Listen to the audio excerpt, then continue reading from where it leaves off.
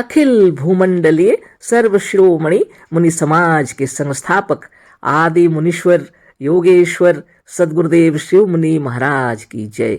उपस्थित मुनि वृंद, साधु सज्जन वृंद, संत वृंद, साधक वृंद, आध्यात्म ज्ञान के जिज्ञासुओं और प्रेमियों, सभी श्रोता वृंद, आप सभी को मेरा कोटिशः नमन, सप्रेम जय जीव।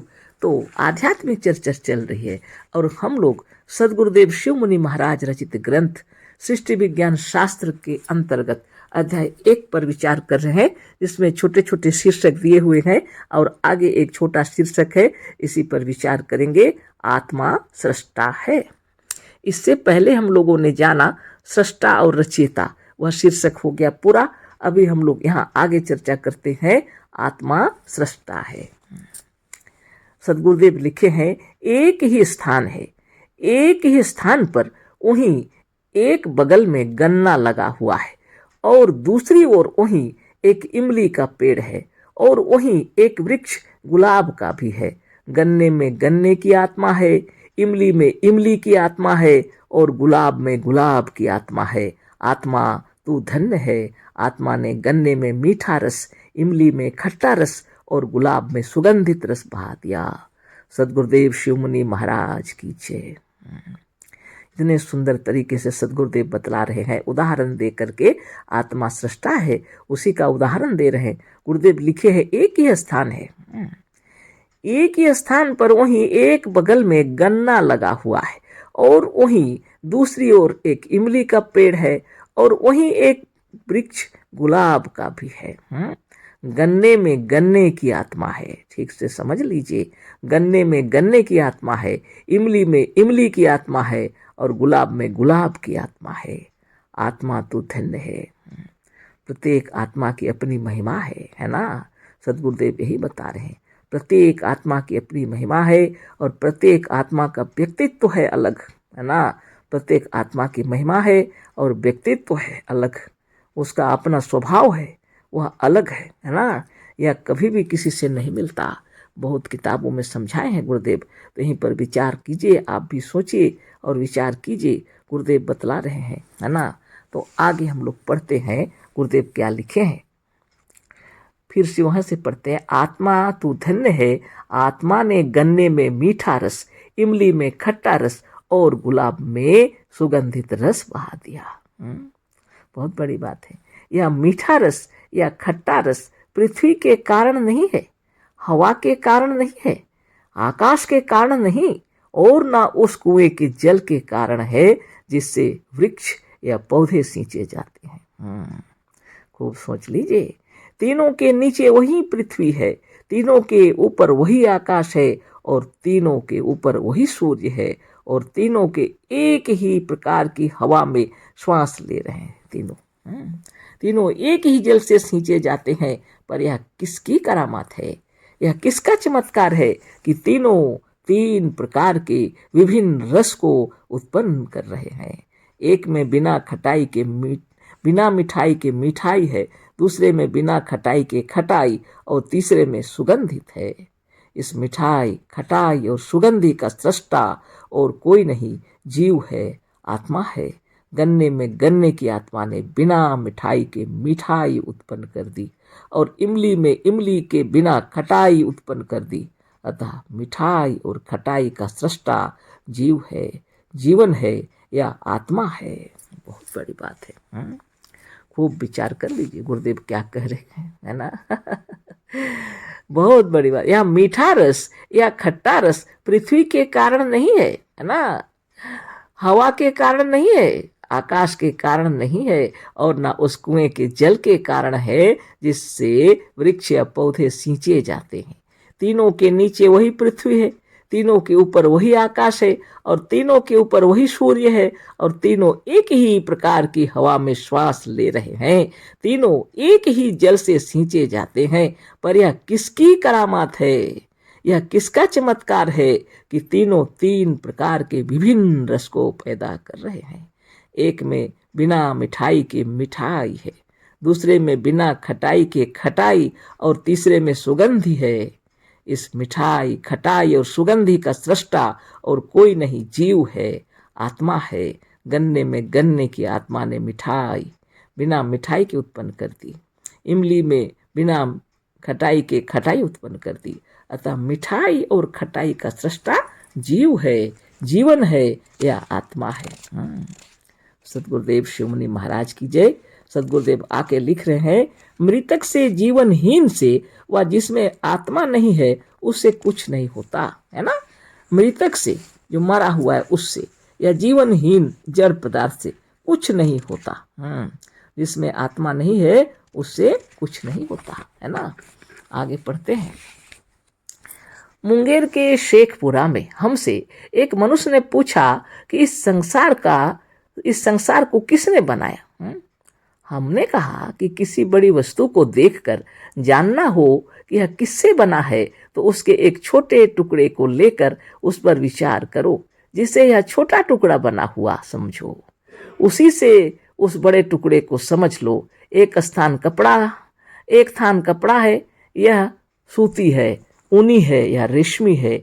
यदि इसे जानना है तो उसमें से एक छोटा टुकड़ा ले लो और उस पर विचार करो। यदि उसका यह छोटा टुकड़ा सूती है तो सारे का सारा पूरा थान सूती है। ठीक इसी तरह से इस संसार पर भी विचार करो। धन्य धन्य गुरुदेव शिवमुनि महाराज की जय। जहाँ भी सदगुरुदेव जाते थे, प्रवचन देते थे, लोग सुनते थे और सोच विचार में पड़ जाते थे, है ना। मुंगेर में प्रवचन दे रहे थे शेखपुरा में, तो एक मनुष्य ने उनसे पूछा, जहां भी जाते थे प्रश्न तो पूछते ही थे, नए नए लोग नई जगह पर नए लोग जब सुनते थे तो फिर वही प्रश्न पूछते थे, है ना। एक मनुष्य ने पूछा कि इस संसार को किसने बनाया। सदगुरुदेव लिखते हैं, हमने कहा कि किसी बड़ी वस्तु को देखकर जानना हो कि यह किससे बना है तो उसके एक छोटे टुकड़े को लेकर उस पर विचार करो। जहां भी जाते थे सदगुरुदेव से लोग यह प्रश्न पूछते थे कि, है ना, संसार को किसने बनाया। और सब जगह उत्तर देते थे गुरुदेव, अपने तरीके से उदाहरण देते थे, सुंदर और समझाते थे। यहाँ उन्होंने उदाहरण दिया, किसी बड़ी वस्तु को देखकर जानना हो कि यह किससे बना है, उसके एक छोटे टुकड़े को लेकर उस पर विचार करो, जिससे यह छोटा टुकड़ा बना हुआ समझो, उसी से उस बड़े टुकड़े को समझ लो। अब उदाहरण देते हैं, एक थान कपड़ा है, यह सूती है, ऊनी है या रेशमी है। यदि इसे जानना है तो उसमें से एक छोटा टुकड़ा ले लो और उस पर विचार करो। यदि उसका यह छोटा टुकड़ा सूती है तो सारे का सारा पूरा थान सूती है। ठीक इसी तरह से इस संसार पर भी विचार करो। धन्य धन्य सदगुरुदेव शिवमुनि महाराज की जय। आगे उन्होंने कहा, देखो सामने यह आम का वृक्ष खड़ा है। जहाँ प्रवचन दे रहे थे वहीं सामने आम का वृक्ष था। उन्होंने आम के वृक्ष को दिखलाया और उनसे बतला रहे हैं, देखो सामने यह आम का वृक्ष खड़ा है। यह किसका बनाया हुआ है, यह किसका उत्पन्न किया हुआ है? क्या इसे किसी बढ़ई ने बनाया? कभी नहीं, है ना। ऐसा सुंदर समझाते हैं सदगुरुदेव। देखो बोलते हैं, यह सामने आम का वृक्ष खड़ा है, यह किसका बनाया हुआ है? यह किसका उत्पन्न किया हुआ है? क्या इसे किसी बढ़ई ने बनाया? कभी नहीं बोलते हैं। हाँ, क्या यह संसार का एक हिस्सा नहीं है? फिर हमने उससे पूछा कि क्या जिसने इस आम के वृक्ष को उत्पन्न किया उसी ने संसार को भी नहीं बनाया होगा? उन्होंने कहा कि अवश्य उसी ने बनाया होगा। इस आम को भी उत्पन्न करने वाला वही है जो संसार को उत्पन्न करने वाला है। गुरुदेव कह रहे हैं, क्या यह संसार का एक हिस्सा नहीं है? फिर हमने उससे पूछा कि क्या जिसने इस आम के वृक्ष को उत्पन्न किया, क्या उसी ने संसार को भी नहीं बनाया होगा? तब प्रश्नकर्ता जो थे वो बोल रहे हैं, हाँ बोलते हैं, अवश्य बोलते हैं। जिसने आम के वृक्ष को बनाया, उत्पन्न किया, उसी ने इस संसार को उत्पन्न किया है। वही संसार को उत्पन्न करने वाला है। वो खुद बोलता है, इस आम को भी उत्पन्न करने वाला वही है जो संसार को उत्पन्न करने वाला है। आगे गुरुदेव लिखते हैं, अच्छा तो सोचो इस आम को किसने उत्पन्न किया? अब खूब विचार करो, बोलते हैं कि इस आम को किसने उत्पन्न किया? आम को आम के बीज ने उत्पन्न किया। सदगुरुदेव कह रहे हैं, अच्छा तो सोचो इस आम को किसने उत्पन्न किया? आम को आम के बीज ने उत्पन्न किया और आम के बीज को आम के वृक्ष ने। पर यदि आम का यह वृक्ष या बीज निर्जीव होता, मृतक होता या बिना आत्मा के होता तो क्या उससे यह बीज या वृक्ष उत्पन्न होता? कितनी बड़ी बात है। गुरुदेव कह रहे हैं, देखो सोचो, आम को आम के बीज ने उत्पन्न किया और आम के बीज को आम के वृक्ष ने उत्पन्न किया। पर यदि सोच लो, वृक्ष में यदि प्राण नहीं रहता तो कहाँ से आम होता? और वृक्ष तो वृक्ष बीज में यदि निर्जीव होता तो उससे भी वृक्ष उत्पन्न नहीं होता, है ना। तो उसकी महिमा महान तत्व को बता रहे हैं गुरुदेव, है ना। वृक्ष, है ना, बहुत बड़ी बात है। पर यदि आम का यह वृक्ष या बीज निर्जीव होता, आम के वृक्ष में जान नहीं तो कहाँ से होगा, वो फलेगा कैसे? वृक्ष में यदि जान नहीं तो पेड़ कहाँ से निकलेगा, है ना। इसको अच्छा से समझा रहे हैं गुरुदेव, है ना। उन्हीं के शब्दों को फिर से हम पढ़ देते हैं। आम को आम के बीज ने उत्पन्न किया और आम के बीज को आम के वृक्ष ने। पर यदि आम का यह वृक्ष या जीव निर्जीव होता, मृतक होता या बिना आत्मा के होता तो क्या उससे यह बीज या वृक्ष उत्पन्न होता? उन्होंने कहा कभी नहीं। तब उन्होंने कहा, जो प्रश्न पूछ रहे थे वह भी समझ गए, बोले कभी नहीं। बोले मृतक होता अगर बीज तो भी वृक्ष नहीं उत्पन्न होता, और वृक्ष यदि मृतक होता तो फल भी उत्पन्न नहीं होता, बीज भी उत्पन्न नहीं होता। उन्होंने भी कहा, बहुत बड़ी बात है। बोले उन्होंने कहा कभी नहीं, निर्जीव बीज या वृक्ष से आम का वृक्ष या आम का बीज नहीं उत्पन्न हो सकता। तब हमने कहा, तो क्या इससे यह नहीं सिद्ध होता कि इस आम के वृक्ष या बीज को उत्पन्न करने वाली आत्मा है? तब वो सदगुरुदेव बतलाते हैं कि तब इससे सिद्ध नहीं होता है क्या कि इस वृक्ष को या इस बीज को उत्पन्न करने वाली आत्मा है? ईश्वर तो निर्जीव या मृतक वृक्ष या बीज में भी है। जैसे कि साधारणतः सब लोग कहते हैं ईश्वर सब जगह है, सब में है ना। तो सदगुरुदेव उसका खंडन कर रहे हैं कि जो ईश्वर है वह तो ईश्वर है निश्चित, लेकिन वह सब जगह है, सब में है, ये बात नहीं है ना।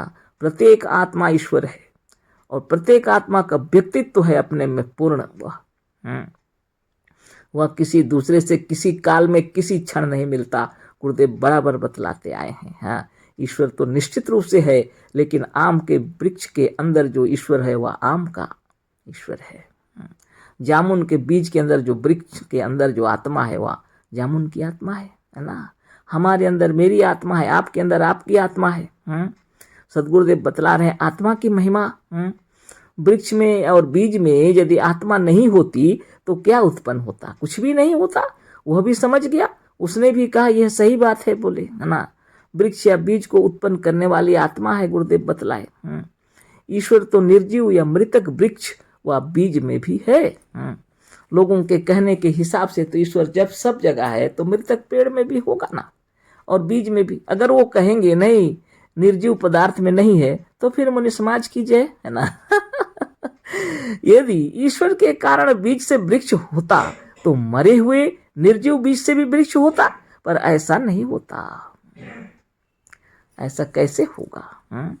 मृतक में ईश्वर के रहने पर भी बिना आत्मा के मृतक बीज से वृक्ष या मृतक स्त्री पुरुष से लड़के नहीं उत्पन्न होते। सदगुरुदेव बतला रहे हैं जब सब जगह ईश्वर है तो मरा हुआ कौन होगा? लेकिन आत्मा की महिमा गुरुदेव बतला रहे हैं, सब जगह ईश्वर के रहते हुए भी ईश्वर कुछ नहीं कर पाए, लेकिन जहाँ आत्मा है, जहाँ जीवन है, वहीं पर सब कुछ होता है। मरे हुए निर्जीव बीज से भी वृक्ष होता ही नहीं। अगर ईश्वर होता ऐसा उत्पन्न करने वाला तो मरा हुआ कोई रहता ही नहीं, कैसे रहेगा? सब जगह सब में ईश्वर है तो वह चेतन है ना मृतक। हाँ तो यहाँ तो बहुत बड़ी बात है। खैर इसी को पढ़ लेते हैं। तो बहुत समझाए हैं सदगुरु हम लोगों को, है ना। यदि ईश्वर के कारण बीज से वृक्ष होता तो मरे हुए निर्जीव बीज से भी वृक्ष होता, पर ऐसा नहीं होता। मृतक में ईश्वर के रहने पर भी बिना आत्मा के मृतक बीज से वृक्ष या मृतक स्त्री पुरुष से लड़के नहीं होते, लड़के उत्पन्न नहीं होते। अतः जैसे इस वृक्ष को उत्पन्न करने वाला जीव या आत्मा है, उसी तरह से उस वृक्ष का सृष्टा और पिता भी आत्मा है ना। ऐसे सुंदर समझा दिए गुरुदेव, है ना। और ठीक इसी तरह से पशु और पक्षी को भी उत्पन्न करने वाला जीव या आत्मा है। बस इसी तरह से सारे संसार का कारण आत्मा है, और यह आत्मा ही, यह जीव ही सृष्टा है, यह जगत का कारण है। सदगुरुदेव शिवमुनि महाराज की जय। अब अच्छी तरह समझा दिए सदगुरुदेव कि इस जीव के बिना कुछ भी उत्पन्न नहीं हुआ। पशु पक्षी कीट पतंग जितने हैं, सबके उत्पन्न करने वाली शक्ति उसकी आत्मा है, उसका जीव है। पेड़ पौधे मनुष्य जो कोई भी है ना। और इस संसार का कारण भी आत्मा ही है। आत्मा न हो तो संसार भी नहीं, है ना। संसार को बनाने वाली, उत्पन्न करने वाली आत्मा है ना। यह आत्मा ही, या जीव ही सृष्टा है, या जगत का कारण है। तो यह जो थोड़ा सा शीर्षक था यह पूरा हो गया। आगे फिर कल चर्चा करेंगे चांद और सूर्य का बनाने वाला, है ना, उस पर कल चर्चा होगी। आज इतना ही। अशेष धन्यवाद। कोटिशः नमन। सप्रेम जय जीव। सदगुरुदेव शिवमुनि महाराज की जय।